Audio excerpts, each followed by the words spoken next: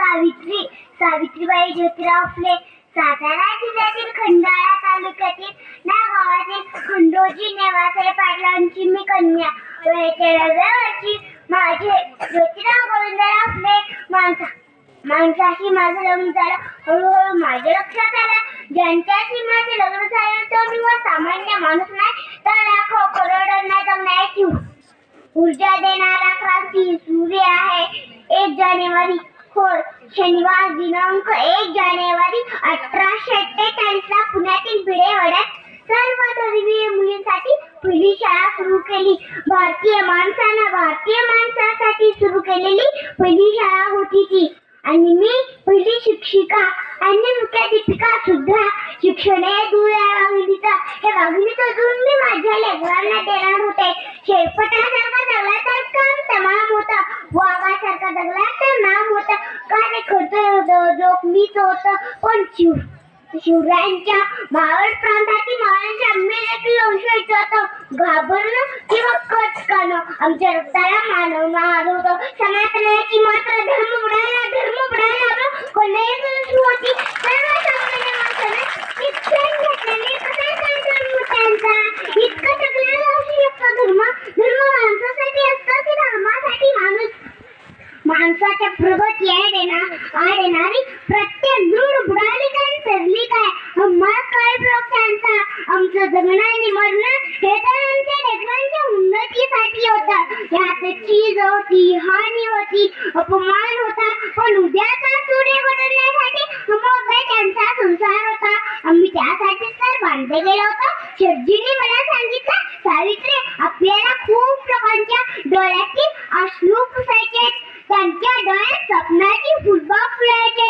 त्यांना माणूस म्हणून उभं करण्यासाठी असे शिक्षण दिलं पाहिजे. त्यांच्या आजवरच्या दैनी अवस्थेचे दुःखावर एकमेव कारण म्हणजे अज्ञान. शिक्षणाने ज्ञान दूर होता. माणसामध्ये प्रचंड ऊर्जा निर्माण होते. त्या ऊर्जाकृत स्वतःला घडवण्यासाठी, स्वतःची प्रगती करण्यासाठी अशीच घडवणारी धडपडणारी सृजनशील माणसे आपल्याला देशाला वाटायला वैभव प्राप्त करून देण्यासाठी शिक्षणाशिवाय तर न पाळणे. आणि सावित्री यासाठी आपल्याला शिक्षण द्यायचं आहे. उद्या सूर्य घडवण्यासाठी आपल्याला काम करायचं आहे. मिनिमम उपाधीला तर प्रत्यक्ष सुरुवात केली. नेहमीप्रमाणे शाळेत शिकवायला जात असताना अचानक माझ्या समोर म्हणाला, आमच्या पोरींना शिकवण्याची बंद कर, तुला तुझ्या अभ्यासाची शिकवणं. कदाचित तो विसर असावा. मी खंडोजी नेवासे पाटलांची कन्या आणि ज्योतिराव पैलवानाची पत्नी होते. त्यांच्या कानाखाली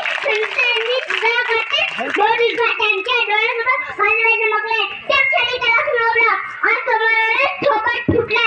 मुलगा जर माझ्या समोर कसा सावरतो तिथून निघून गेला. एवढ्या आशेने माझे बेअबरू बघायला त्यांची बेअबरी झलपतात तिथून निघून गेले. आजपर्यंत माझ्या अंगात शेणपतात मी सण केलं. शिव्या दिव्या दगड फेकल्या मी गप्प राहिले. माझा हात धरून दम देतो माझ्या सण शिकायचा अंत झाला होता. शाळेचा वेळ पडत होता. आता ठिकठिकाणी शाळा सुरू होत होत्या. आत्या सुगुणाबाई, फातिमा शेख आदी निराकामी मुलाची मदत केली. लोकांना शिक्षणाचं महत्त्व कुठं लावत होतं. ती कोणत्याही जातीची धर्माची अन्यायाची बळी नेहमीच राहिली. अहो एखाद्या बाईचा नवरा नाही झाला पण तिला सती जायचं, प्रक्षेपण करून तिला पोरकी करायचं, तिला एका खोली झाकून ठेवायचं. अहो नवरा मेला हा तिचा दोष कसा असू शकतो. प्रत्येक व्यक्तीला जगण्याचा बोलण्याचा अधिकार आहे. मी त्यासाठी आवाज उठवला. इंग्रज सरकारनं सतीबंदी करण्यात केला. देशोपणासाठी नव्यांचा संप घडून आणला. काशीबाई नातू कोळ्या वेळाची बाल विधवा तिच्या सकत्य लोकी आंबेची गरोदर होती. याच्या प्रकारे बंधामी होती ती स्त्रियांची. याच बंधामीला कंटाळून ती आत्महत्या करायला निघाली. नाही मला जगायचं नाही, मला जगायचं नाही, मला मरू द्या अशी काकूंची विनंती करणाऱ्या काशीबाईच्या पाठीशी आम्ही आई बाबा झालं. तिचं बाळंतपण केलं आणि तिच्या गोजीर गोजरवाड्या बाळात आम्ही दत्तक घेतलं आणि त्याचं नाव ठेवलं यशवंत. अब्रूच्या भयानं जीव देणाऱ्या काशीबाईसारखे कित्येक मुली आहेत हे लक्षात आलं शेटजींनी ठिकठिकाणी जाहिरातीचे फलक लावले. कुणा विधवेचा अन्यायाने पडला असेल तर तिथे ज्योतिबा आव्हान हत्या प्रतिबंध उन्हात येऊन बाळंत व्हावं. मुलं बसल्यास त्याला घेऊन जावं, नको असल्यास त्याचा काम आम्ही करू अशी 100 बाळंत पण मी केली. ती रंगणारी बालक आणि त्यांच्या दूर दूर धावणारी पावलाने आमचं अंगण मात्र भरून जायचं. शेटजींची आठवण सतत येत होती. मन कष्टी, शरीर जड वाटत होतं. पण शेटजींनी सांगितलेल्या मार्गाने मी माझी वाटचाल अखंड सुरूच ठेवली. मोडलेल्या मनाला पुन्हा बारी दिली. पुण्यात प्लेसची साथ सुरू होती.